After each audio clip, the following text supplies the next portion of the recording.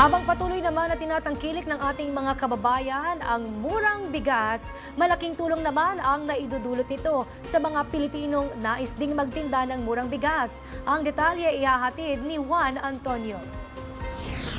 Malaking bagay para kay Tatay Javier ang pagiging bahagi ng Kadiwa Partners na pinapayagang makapagbenta ng 20 pesos kada kilo na bigas. Ayon sa kanya, nagiging instrumento ang programang Murang Bigas para dayuhin ang kamuning market. Malaking bagay yan dahil nga maganda at talagang kinuha ng mata para naman itong mga mamimili dito sa kamuning at mga taga-iba ay masanay na ulit dito pumunta sa palengke ng kamuning. Ngayong ikawalong araw ng implementasyon ng programa, marami nang mamimili ang patuloy na tumatangkilik ng pagbili ng 20 pesos na kada kilong bigas.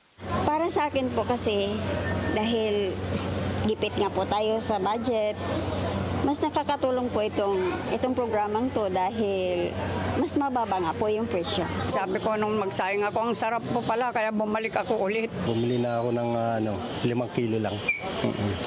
Bali, pangalawang bili ko na to eh. Naubos din naman.